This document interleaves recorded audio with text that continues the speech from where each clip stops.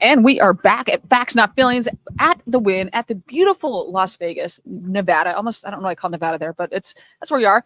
Coming to you from the Dealer World Dealer Funnel booth. And just once again, thank you so much for having us be a part of the Facts Not Feelings community and being here with Dealer World and Dealer Funnel. And with me is the one, the only James Klaus. I like drum roll there from Cognition. Thank you so much for having me. What a great NADA it's been so far. It really has been. And now, every time I've seen you, you guys were always on the move. Did you have a chance to attend any sessions at all? I've not attended a session yet. No. Well, no, stand corrected. I made sure to get to the live stage to support my good friend Dan Moore, my good friend Jim Dodd, and then also my good friend Rich Sands from over at Stella. So I will say I did make one session, and talking about networking at NADA. We support our people. That's right. So I had to be there to support my people. The best part is I've yet to see the picture, but Dan took a picture of Dodd in makeup, getting makeup applied. I go, I'm going to need to see this photo. I'm definitely going to need to see this photo. So, Dodd, we're coming after you. We got to see the photo. And Rich is all getting this makeup put on. Like, all right, we'll get his login for LinkedIn and change his profile pic. He doesn't know his here, a little foundation here. And so you talked about networking here. Events like NAD are so important for networking. Talk about that a little bit. Well, where else can you go in our industry and really in the world and see everyone? I mean, because there's a lot of conferences out there, but NADA is just a completely different animal. It's everyone's here. It's our Super Bowl. If you are in automotive, you are here. It doesn't matter if you're a dealer, if you're a factory guy, if you're OEM, if you're a vendor, if you sell car washes, right? Like, you are here. And then there's some cool stuff going on too. Like, I'm looking at the Sphere right over here from this beautiful balcony. And, nice. There's a lot of parties and fun stuff to do as well, So yeah. And where else can you just walk around and see, literally 20 years of connections in 20 hours? It is. We were talking before that to try to get out of the conference center, like you're finish up your day, you can't really schedule anything quickly because it's going to take you an hour to get out of the conference center because there's just so many people. It's like, I haven't seen you forever. And what I love about the networking portion is, one, obviously meet amazing people like James Klaus, and he's incredible. So you want to meet him, but also understand, hey, you may have a product that's a direct competition to me, but I also know we can work better together. So I can have a connection there. Or I have a connection there. There's some like Visa consultants that were product agnostic to say, hey, I need to know what this product does, So when someone asks, even if they're direct competition, you need to know, give people options. So that's another one big one for me to learn about products. Well, yeah. Well, we're in a very blessed position, Brooke, of dealers ask us for help. They ask our opinions. And I always say, and I've said this for a long time, that the biggest compliment I can get is when one of my dealer clients or one of my agency partners asks me my opinion on a product or service, because that means we really have a special relationship. And so with that being said, I think that's one of the reasons we need to be here. Mm-hmm. It's one of the reasons we need to go educate ourselves. We need to see what's new at the booths, because there is new technologies out there. And if they can help our partners, it's important. And people ask us because, let's be real, not everybody is blessed enough to go to as many events as you as I do. It's true. And so, you got to get out there, you got to see things, and ultimately relationships matter in this industry. And I wish everyone would understand that, because there's a purity behind it and we all want to help each other. It's very true. And that's one of the things that I love most about coming to these is seeing all those people that have built you up over all those years and helped you. It's man, I couldn't have said it better myself. Like, there's no better way to say that. So I'm just going to transition because I got nothing on that, because he just said everything I need to say right there. Is you, and I'm going to embarrass you for a sec. You were just promoted to Chief Revenue Officer at Cognition. Correct. Dude, come on, seriously right now? Yeah, thank you so much. Yep, we're growing fast. We're a rocket ship over there. We're bringing OTT and streaming audio and Amazon dynamic display and programmatic really to the mainstream. And we serve a lot of our agency partners and help them roll it out. And then also, Brooke, don't forget, we also acquired a company. Yes, you did. And it's called Cartender. And Cartender solves creative services.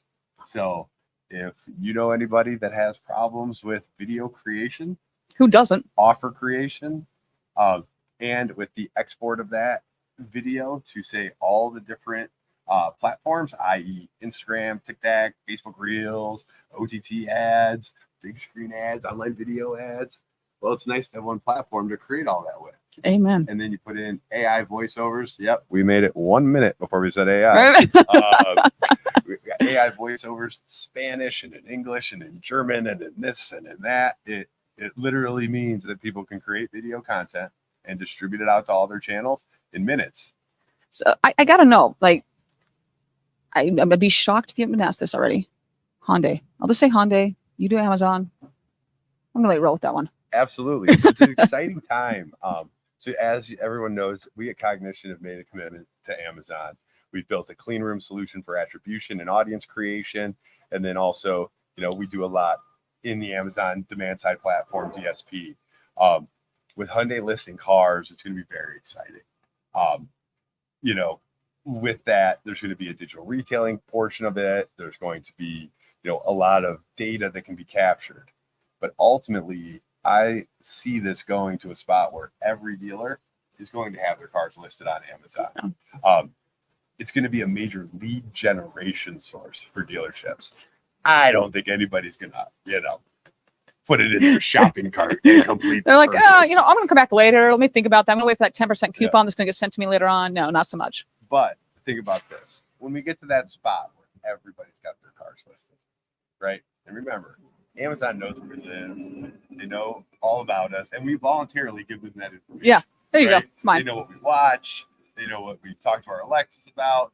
They know what we search for on Amazon. They know what buying cycles we're in. They know what life stage we're in. Think about the data that you can get on how people are shopping for vehicles on Amazon or searching for vehicles on Amazon, because it'll become the ultimate marketplace.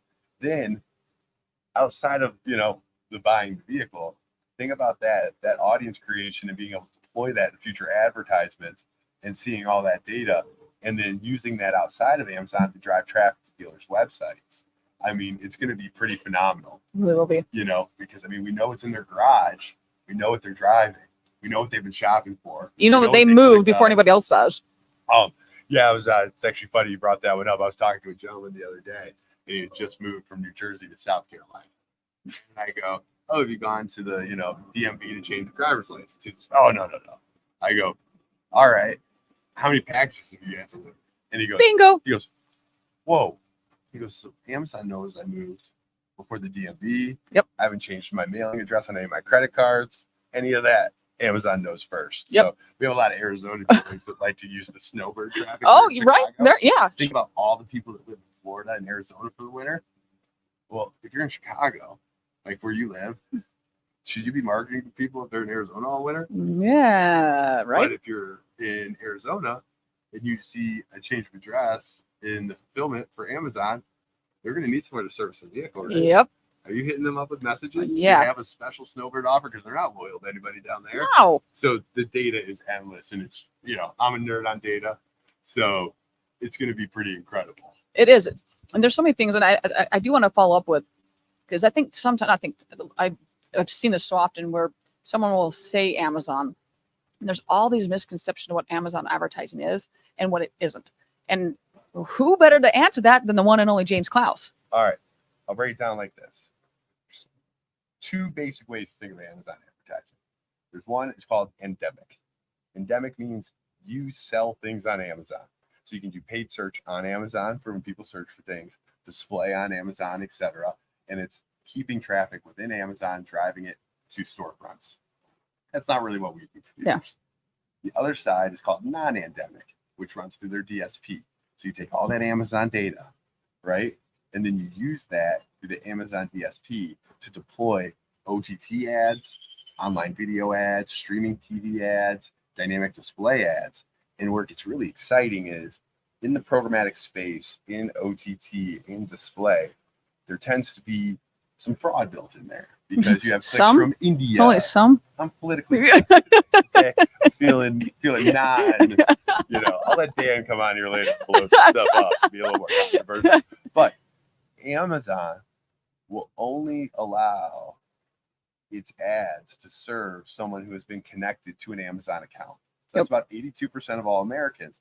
But if you know your laptop, your big screen, your phone, whatever we can serve an ad on has been connected to an Amazon account, I know you're a real person, know where you live, so it cuts back the fraud. So it's the most effective marketing channel as well because of that, right? So that's pretty exciting. And then there's clean rooms and more data and first-party data that you can incorporate it in. So really, I would argue, some of the most targeted marketing you could ever see. It is. The stat, Gino threw this out with one of the dealer process, was an Amazon dealer process not a meeting. Well, I don't know, we did it at a brewery, so it's not a meeting. I don't know what you call it, but we're gonna call that a meeting. We'll call it a meeting. I mean, just because it's at a brewery doesn't mean it's not a meeting. This is true. We're at NADA, and there's a lot of flowing of wine and Tropicana. But what it was a stat he threw around, and I to this day it just kind of like blew my mind. I'm gonna screw it up. More or less, it's like if you in Chicago just search a Honda for sale or a Honda near me, or so I think it was Honda for sale. It was such a small percentage, like, I don't know, less than 1,000 searches on it. And I go, in Chicago, like, how is that? So then you start thinking, okay, so how am I bolstering my arsenal with marketing to know that it's actually working? Because I'm spending all this money on the other stuff, which is great. What can I add to it? And that's when Amazon comes in to say, hey, you're searching for that? Yeah, let me serve you up that. Let me serve you up that ad. Let me serve you up the tires or whatever you're looking at. So that was something to me that was like, is forever stuck in my mind. I'm like, oh my God, I would never even thought it was that small a percentage in Chicago that was searching that. Yeah, I think people could really use some of the free Google search out there to see what that volume actually is, and to see if people are actually serving them properly on paid search and SEO. That's a whole other show to sell. But you know what I mean? Like, I don't really care about ranking for horsepower of a Ford F-150. That's not the search that I'm trying to get in front of. No. But, you got to look at search volume, etc. But that's a different story for a different day. We could do, like I said, do a whole entire episode just on that. I'm pretty sure. Absolutely. But again, the data's there. Amazon's only going to get bigger. Prime Video ads are out now, which means now Amazon Prime is now the largest streaming service in the world. Yep. Right? It's bigger than Netflix. It's bigger than Hulu. It's bigger than them all. Right? So, and let's be real. Ain't nobody outspending Amazon. No, right? No. And the other thing is fun, and I'll say one other thing about Amazon, because, we're kind of big on them. Kind of a little bit. No political ads. Hell yeah. So Amazon, their number one revenue stream is not ads. That is not their model. Obviously, they have a lot of, businesses and operations. Like AWS is probably going to make a lot more money than Amazon ads ever will. Yeah.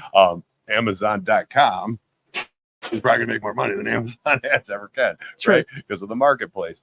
But they've made a commitment that they won't serve political ads on anything they do. I didn't know that. As you see other channels this year in an election year, I'm not sure if you know it's election. Oh, yeah. So I heard. I heard something about it. So cost of doing business is going to go up on most ad platforms.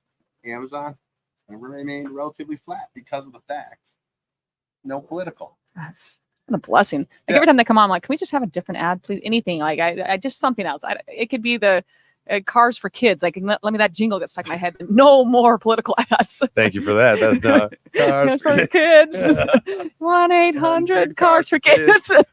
hey, and we say radio doesn't work. I know, right? I saw a funny thing you posted the other day about walking into a Cadillac store, like a little know-it-all in your career, and the GM was like, "Go look in my waiting room," and you were like, "Oh, okay, yeah. Newspaper might work." Yeah. Second thought, no, you stick with your newspaper. Which reminded me of a story when I was at Bozeman Ford in Montana. When I was a dealer, we used to take out Lincoln ads over the obituaries.